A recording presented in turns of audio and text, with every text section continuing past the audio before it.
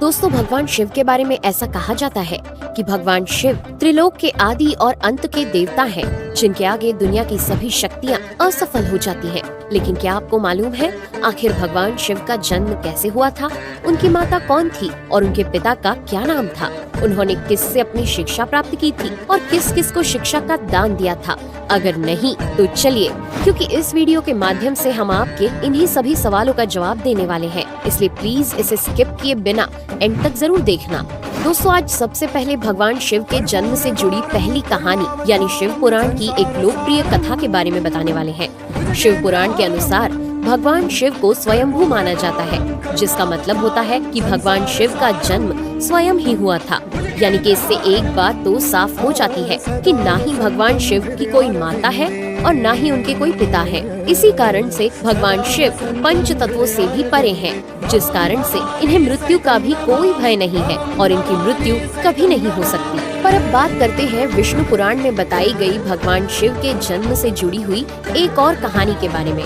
विष्णु पुराण में बताया गया है कि भगवान विष्णु के माथे से निकलने वाले तेज के कारण भगवान शिव की उत्पत्ति हुई थी और उनके नाभि से निकलते हुए तेज से कमल पर विराजमान ब्रह्मा जी का जन्म हुआ था। मगर दूसरी ओर भगवान विष्णु के जन्म के बारे में शिव पुराण में बताया गया है कि एक बार की बात है जब भगवान शिव अपने घुटने मल रहे थे और उनके घुटनों से निकलने वाले मैल से भगवान श्री विष्णु जी का जन्म हुआ था। पर अगर ऐसा हुआ है तो विष्णु पुराण और शिव पुराण एक दूसरे से बिल्कुल अलग हैं। इस कथा के अलावा भगवान शिव के जन्म की एक और पौराणिक कथा काफी ज्यादा पॉपुलर है, जिसे शायद आपने बड़े बुजुर्गों से सुना होगा। पर अगर नहीं सुना तो आपकी जानकारी के लिए बता दें कि एक बार की बात है जब भगवान विष्णु और परम ब्रह्मा जी के बीच इस बात पर बहस छिड़ गई थी कि आखिर इस संसार में सबसे महान कौन है। और जब भगवान विष्णु और भगवान ब्रह्मा इस बात को लेकर बहस कर रहे थे तो एक जलते हुए खम्बे के रूप में महादेव उनके बीच आए थे। दोस्तों, वो दोनों इस रहस्य को नहीं समझ पाए और तभी अचानक से एक आवाज आई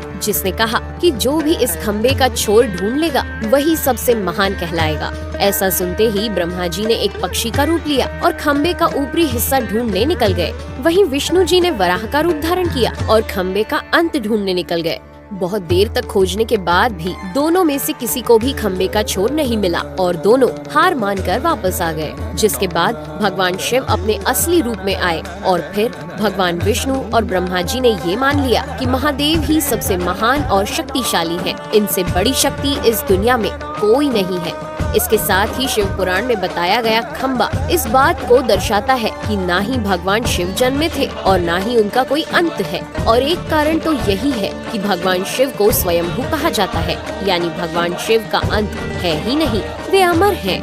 अब हम बात करते हैं भगवान शिव से जुड़े एक ऐसे विषय के बारे में जो सबसे ज्यादा प्रसिद्ध है कि क्या भगवान ब्रह्मा भगवान शिव के पिता हैं? जी हाँ, इनकी ये कहानी लोगों के बीच काफी प्रसिद्ध है। तो आपको बता दें कि आखिर किस प्रकार भगवान शिव ने ब्रह्मा पुत्र के रूप में जन्म लिया था। इसके पीछे विष्णु पुराण की एक पौराणिक कथा है, जिसके अनुसार जब धरती, आकाश, पाताल या कहे पूरा यूनिवर्स जलमग्न यानी पानी में डूबा हुआ था, तब भगवान विष्णु के अलावा कोई भी देव या प्राणी इस संसार में नहीं था। तब केवल विष्णु ही जल सतह पर अपने शेष नाग पर लेटे हुए नजर आ रहे थे। जिसके बाद उनकी नाभि से कमल की डंडी पर ब्रह्मा जी प्रकट हुए और जब भगवान ब्रह्मा और भगवान विष्णु इस यूनिवर्स से संबंधित बातें कर रहे थे तब भगवान शिव प्रकट हुए, जिसके बाद ब्रह्मा ने उन्हें पहचानने से इनकार कर दिया। इस कारण से भगवान शिव रूठ गए और उनके रूठ जाने के कारण भगवान विष्णु ने उन्हें दिव्य दृष्टि प्रदान कर ब्रह्मा जी को भगवान शिव की याद दिलाई।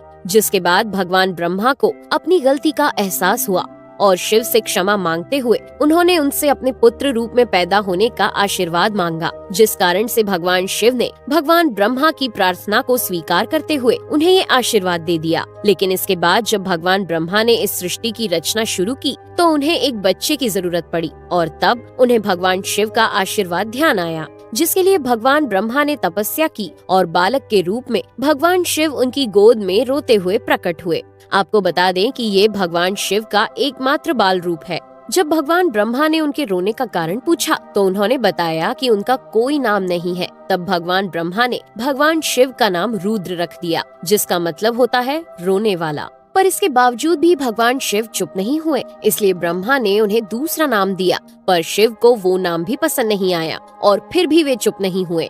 इस तरह शिव को चुप कराने के लिए भगवान ब्रह्मा ने भगवान शिव को 108 नाम दिए थे, जो रुद्र, शर्व, भाव, उग्र, भीम, पशुपति, ईशान और महादेव जैसे नाम थे। और शिव पुराण के अनुसार उनके ये नाम पृथ्वी पर लिखे गए थे। इसके बाद बात आती है श्रीमद् देवी महापुराण की। तो श्रीमद् देवी महापुराण में भगवान शिव की माता और पिता के बारे में बताया गया है। श्रीमद् देवी महापुराण के अनुसार देखा जाए तो एक बार जब भगवान नारद जी ने अपने पिता भगवान ब्रह्मा जी से पूछा कि सृष्टि का निर्माण किसने किया है, साथ ही भगवान विष्णु, भगवान शिव और आपके माता पिता कौन है, तब भगवान ब्रह्मा जी ने नारद जी को त्रिदेवों के जन्म के बारे में बताया। जो बताया वो वाकई चौंका देने वाली बात थी। दरअसल उन्होंने कहा कि देवी दुर्गा और शिव स्वरूप ब्रह्मा के योग से ब्रह्मा, विष्णु और महेश का जन्म हुआ था।